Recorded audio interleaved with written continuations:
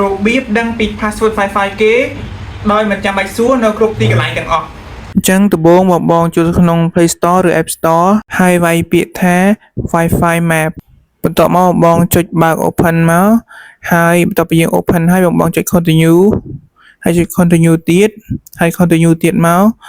ចុច Continue ទៀតមកហើយតមកចុច Allow តមកបងចុច Continue ទៀត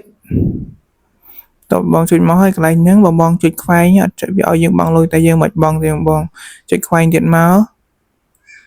ហើយកន្លែងហ្នឹងយើងឃើញ location របស់យើងហើយនៅកន្លែងហ្នឹងវាថាយើងនៅណាវានឹងបង្ហាញ location របស់យើងមកនៅហ្នឹងហើយយើងនឹងឃើញ device password Wi-Fi ជាច្រើននៅហ្នឹងហើយបើសិនជាយើងចង់ដឹងពី password មួយណា password Wi-Fi មួយណាបងចុចកន្លែងហ្នឹងមក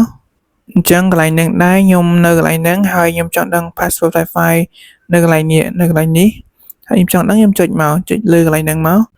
កន្លែងហ្នឹងវានឹងបង្ហាញពីឈ្មោះហើយនឹង password Wi-Fi របស់គេមកឲ្យយើងឃើញប៉ុណ្ណឹងបានជាការស្រេចបាត់ហើយបងអញ្ចឹងអរគុណច្រើនបងស្រឡាញ់ពេញចិត្តវីដេអូនេះកុំភ្លេចចុច